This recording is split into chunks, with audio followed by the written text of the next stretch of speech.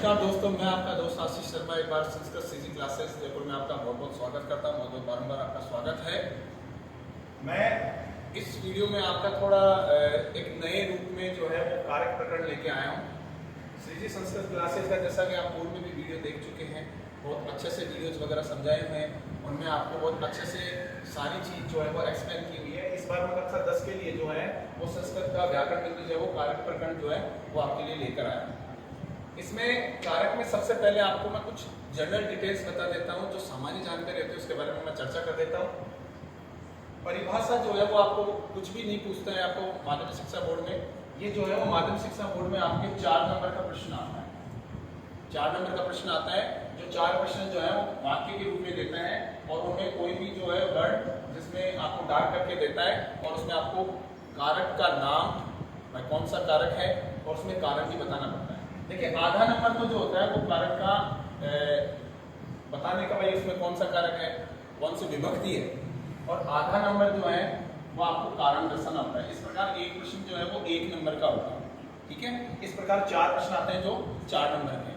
चलिए इसके बारे में अब चर्चा न करके मैं कारक की बात करता हूँ। परिभाषा है क्रियाजनकत्वम इति कारक। जो क्रिया से उत्पन्न होता है उसको ही कारक कहा जाता है। जो क्रिया से उत्पन्न होता है उसको क्या कहा जाता है? कारक कहा जाता है।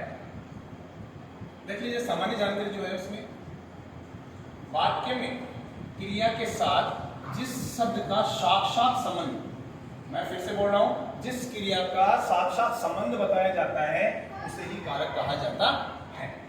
संस्कृत में जो है वो आपके कारकों की संख्या जो है वो 6 बताई गई। कारकों की संख्या कितनी बताई गई है? 6। ध्यान में रखिएगा, कंफ्यूजन होने की जरूरत नहीं है। विभक्ति 7 है। विभक्ति 7 है। इसमें संबंध जो कारक होता है उसको गिना नहीं जाता है, जैसा कि मैं यहाँ पे लिखा हूँ, अभी बताएंगे। इसमें कारकों की संख्या जो है वो समान रूप से 6 होती है, जिसमें कर्ता ने कर्म को करण से द्वारा संप्रदान के लिए अपादान से अलग होना, अधिकरण में पे पर, इनके बारे में मैं विस्तृत रूप से चर्चा करूंगा आपके साथ। बस जुड़े रहिए, वीडियो को पूरा देखना है। वीडियो पूरा नहीं देखेंगे तो कुछ भी समझ में नहीं आएगा। देखिए, मैंने यहाँ नोट लगा के लिखा है कि संस्कृत में संबंध को जो है वो कारक नहीं माना जाता। इसका कारण क्या है? क्योंकि इसका जो है वो क्रिया के साथ सीधा संबंध नहीं होता है।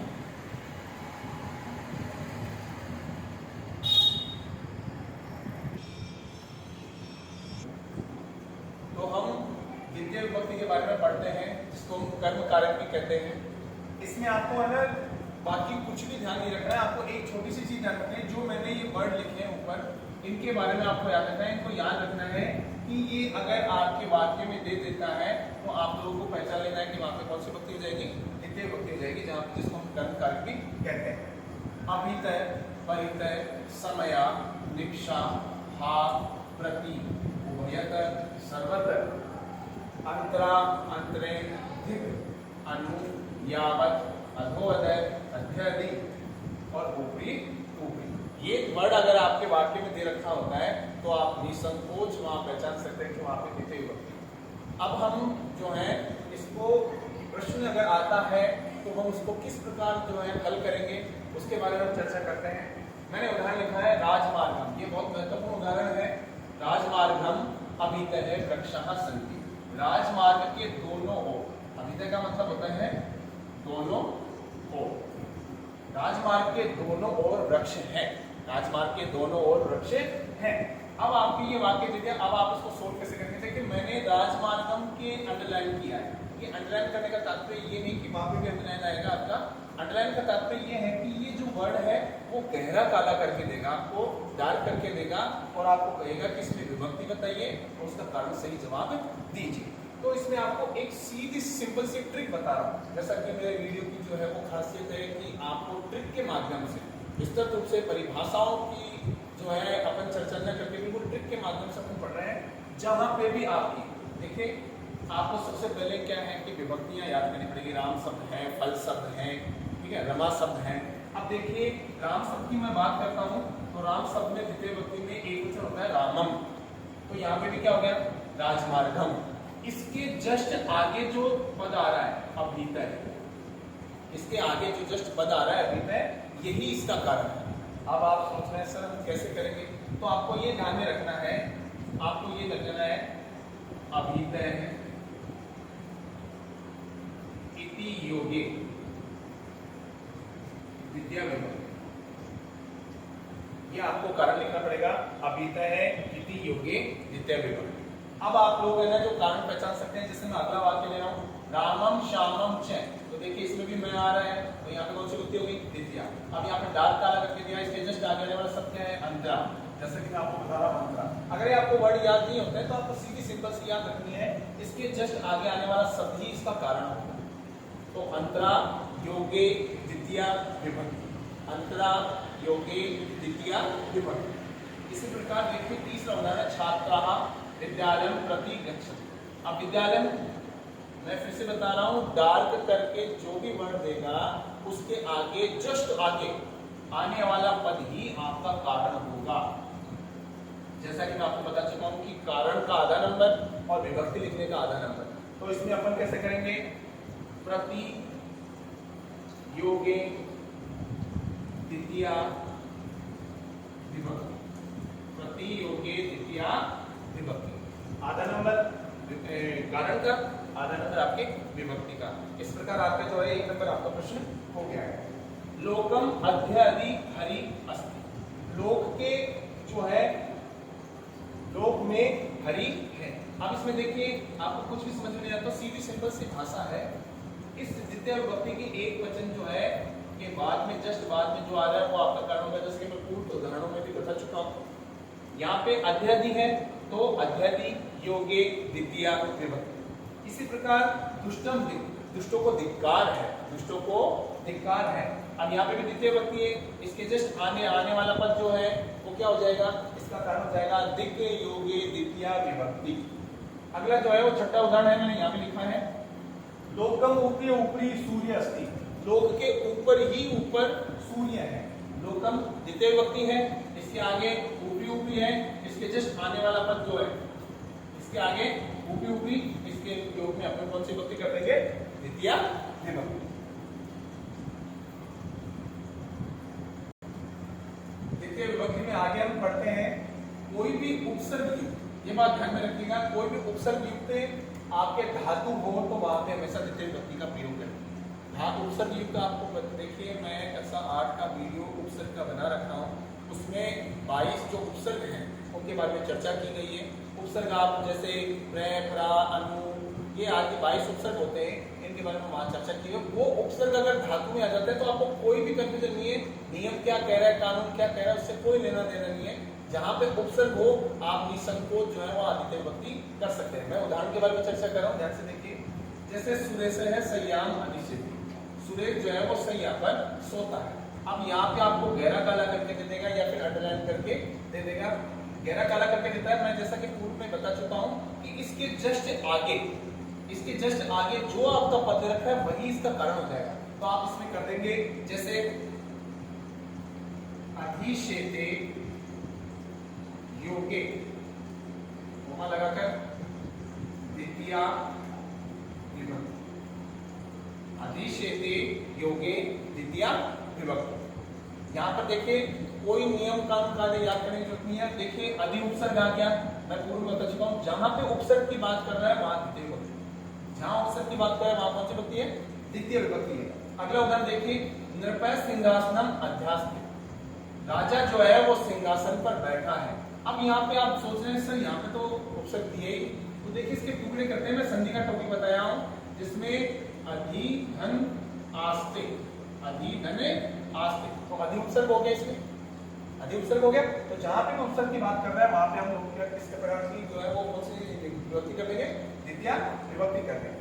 इसी प्रकार श्याम है नगरम उपवसति, श्याम जो है वो नगर को रहता है, नगर में रहता है। अब इसमें भी देखिए उपसर्ग है, वश धातु है।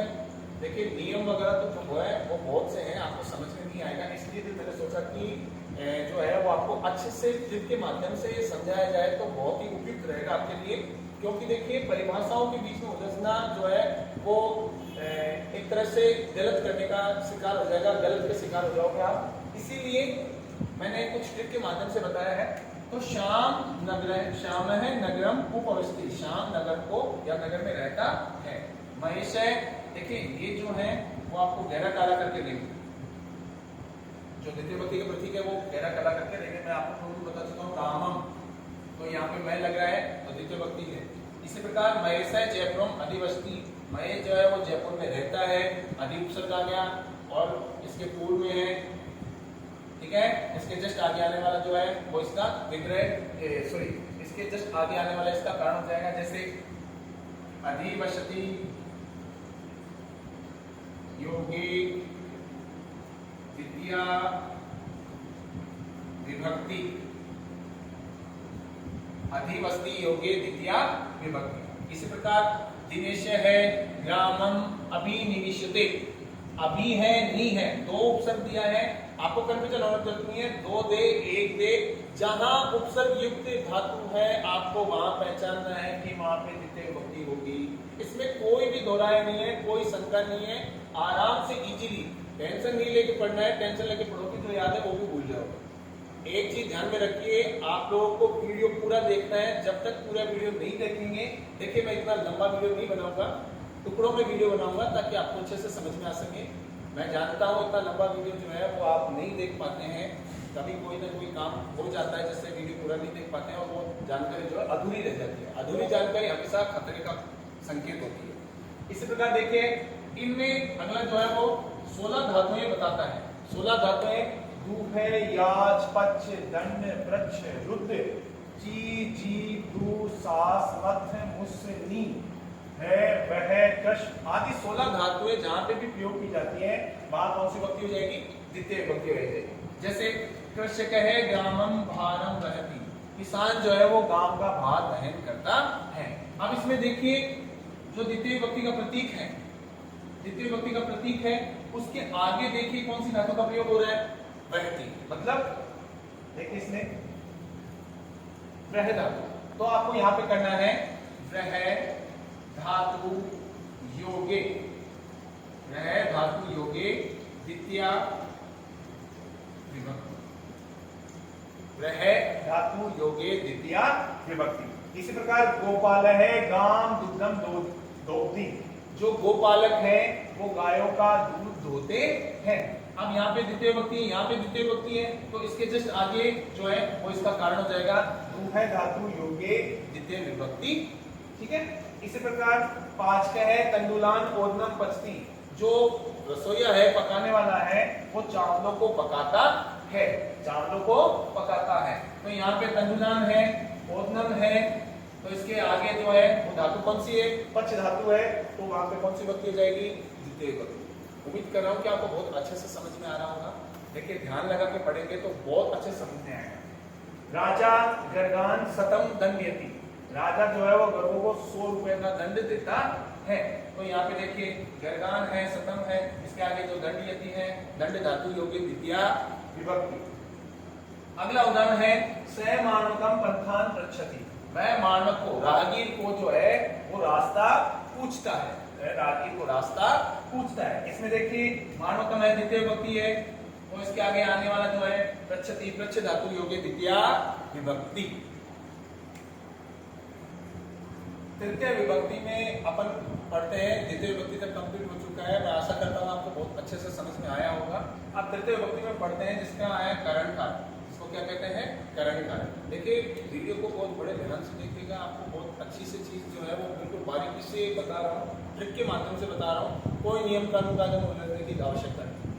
अब इसमें देखिए सह, सातम, सार्धम, समम, अलम, ये अलग थोड़ा सा अलग है, पहले इन वर्ड को देते हैं। सह, सातम, सार्धम, समम, ये चारों वर्ड साथ के अर्थ में होते हैं। कोई किसी के साथ जाता है, जैसे पिता पुत्र के साथ बाजार जाता है, सीता जी जो है वो राम जी के साथ वन में जाती हैं, तो जहां पे भी साथ का अर्थ होता है वहां तृतीय विभक्ति होती है। उदाहरण देख लेते हैं। पिता पुत्रेण सह आपणम गच्छति, आपणम का मतलब होता है बाजार, आपणम का मतलब क्या होता है? बाजार।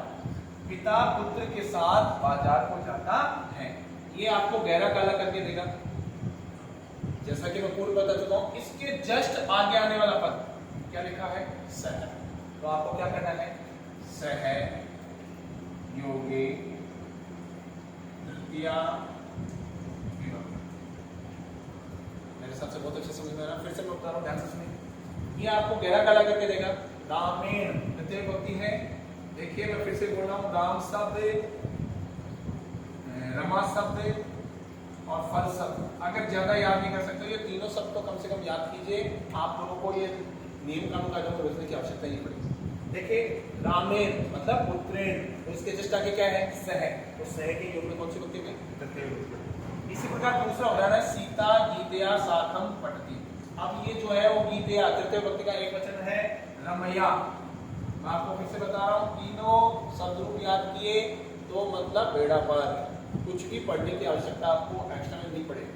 और मैं आपको ये विश्वास दिलाता हूँ कि इस कक्षा को पढ़ने के बाद किसी संस्कृत की कक्षा लेने की आवश्यकता बिल्कुल नहीं पड़ेगी, विश्वास रखिए। सीता गीतया साकं पठति। अब गीतया के आगे क्या है साकं, तो क्या कर रहे हैं साकं योगे तृतीया विभक्ति, साकं योगे तृतीया विभक्ति। इसी प्रकार देखिए ते स्वमित्रैः साकं क्रीडन्ति, वे अपने मित्रों के साथ खेलते हैं, वे सब अपने मित्रों के साथ खेलते हैं।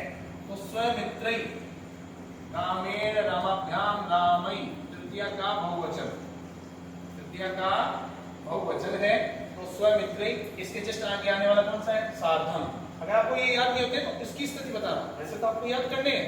अगर ये याद नहीं होते हैं तो दूसरा जो है वो प्लान है, इसके जस्ट आगे आने वाला पद है सार्धम, तो यहाँ पे लिखेंगे अपन सार्धम योगे तृतीया विभक्ति। यहाँ तक बहुत अच्छे से समझ में आया। आगे देखते हैं, इसमें एक होता है अंग विकार। अंग विकार का मतलब होता है अगर शरीर का कोई भी भाग डैमेज बताया जाता है, वो विकृत बताया जाता है, तो वहां पे आप लोग जो है वो तृतीय विभक्ति अर्थात जो है वो करण कारक हो जाएगा। जैसे स नेत्रेण काणः है, वह नेत्र से काणा है। अब नेत्र से काना है मतलब आंख डैमेज बता दिया, तो जहां पे भी अंग विकृति की बात होगी वहां पे कौन सी विभक्ति जाएगी तृतीया। तो यहाँ पे आपको ये नीचे जो है वो गहरा काला करके देगा। इसके जस्ट आगे आने वाला जो है वो काणा, आपको यहाँ नहीं लिखना है काणा योगे तृतीय विभक्ति, यहाँ आपको लिखना है अंग विकारे योगे तृतीया विभक्ति, अंग विकारे योगे तृतीया विभक्ति। क्योंकि यहाँ पर अंग विकार की बात कर रहा है, यहाँ पर अंग डैमेज हो गया उसकी बात कर रहा है, इस वजह से यहाँ पर जो है वो तृतीय विभक्ति इस प्रकार अपन करेंगे। इसी प्रकार देखिए सूरदास जो बहुत ही फेमस एक रहा है, जो स्वामी भक्ति के लिए जाने जाते हैं, सूरदास नेत्राभ्याम अंधे आसी। अब सूरदास जो है वो आंखों से अंधे हैं, सूरदास आंखों से अंधे हैं। नेत्राभ्याम रामाभ्याम तृतीय विभक्ति, तो इसी तृतीय विभक्ति तो अंधे आसी। अब यहाँ पे देखिए नेत्रों से अंधे हैं, तो यहाँ पे अंग विकृति के योग में कौन सी विभक्ति हो जाएगी तृतीय विभक्ति। इसी प्रकार अगर लक्षणवाचक का मतलब होता है जिसको देखकर अपन पहचान लेते हैं। जैसे कोई विद्यार्थी की पोशाक, विद्यालय की कोई पोशाक पहनकर विद्यालय जाना है तो हम तुरंत पहचान लेते हैं कि ये विद्यार्थी, ठीक है।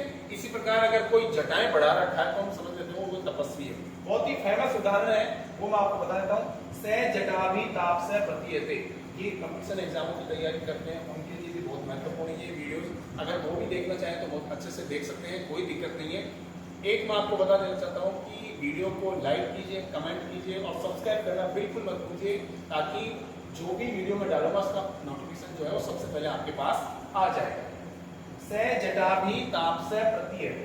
अब यहाँ पर जटाभि क्या है, तृतीय का बहुवचन है। जटाओं से तपस्वी प्रतीत हो रहा है, जटाओं से तपस्वी प्रतीत हो रहा है। तो इस उदाहरणों को ध्यान रखना, ये बहुत ही महत्वपूर्ण उदाहरण है और आपकी बोर्ड परीक्षा में इस बार आ सकता है। तो यहाँ पर कारण लिखेंगे चिन्ह वाचक पद योगे तृतीया विभक्ति, चिन्हवाचक पद योगे तृतीया विभक्ति, आपको ऐसा लिख देना है। एक मैंने यहाँ पे अलम लिखा है, जो मैंने आपको बताया कि इसको मैं बाद में बताऊंगा, तो अभी देख लीजिए। अब इसमें अलम का मतलब होता है मना करना। देखिए अलम के योग में तृतीय विभक्ति भी होती है और चतुर्थी विभक्ति भी होती है, जो मैं भी आपको बताऊंगा चतुर्थी में जब चलेंगे तब। तृतीय विभक्ति में अलम, अगर कोई चीज के लिए मना कर दे, जैसे हंसना बंद करो, यहाँ रुकना नहीं है, यहाँ से आप जो है वो नहीं जाना है, अगर कोई निषेधवाचक पद बताया जाए तो वहां पर आप लोगों की तृतीय विभक्ति हो जाएगी। जैसे मैंने उदाहरण लिखा है अलम हसीतेन, हंसना बंद करो, अलम हसीतेन, हंसना बंद करो। तो हसीतेन तृतीय विभक्ति एकवचन, रामेन तृतीय विभक्ति एकवचन, अलम योगे तृतीय विभक्ति, अलम योगे तृतीय विभक्ति। इसी प्रकार अगला उदाहरण लिखा है अलम विवादेन, विवाद का मतलब होता है झगड़ा करना, झगड़ा करना बंद करो, झगड़ा करना बंद करो। तो अलम के योग में कौन सी विभक्ति हो जाएगी? तृतीय विभक्ति। तो तृतीय विभक्ति में एक छोटा सा और रह गया, मैं आपको बता देता हूं। अगर प्रकृति सुख, दुख, सम, विषम और सरलता ये वर्ड दे रखे हैं, अगर ये आपके जो वाक्य दे रखा है उस वाक्य में अगर आते हैं तो वहां आप पहचान सकते हैं वहां कौन सी विभक्ति हो गई है? तृतीय विभक्ति। जैसे स प्रकृत्या साधु अस्ति, वह प्रकृति से अर्थात स्वभाव से साधु है। जैसे रमया तृतीय विभक्ति एकवचन।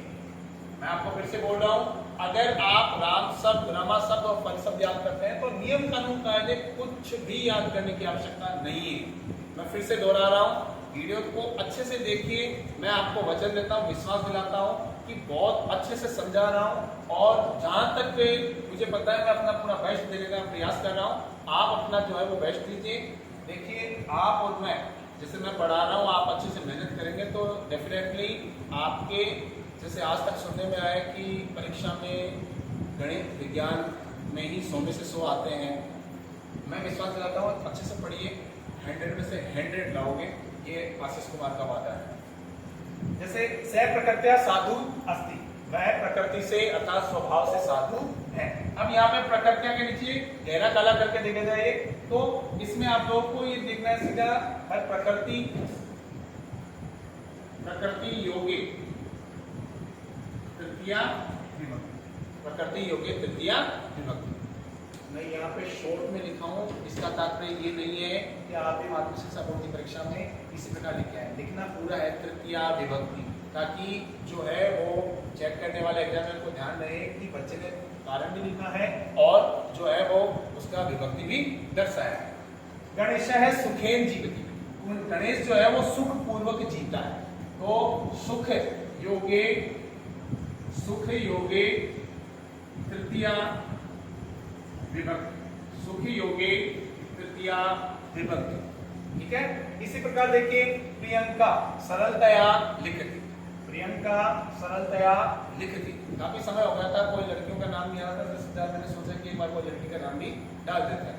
तो प्रकृत्या सरल, सॉरी, प्रियंका सरलतया लिखती, प्रियंका जो है वो सरलता से लिखती है। तो यहाँ पे आप लोग लिखेंगे सरलता योगे तृतीया विभक्ति।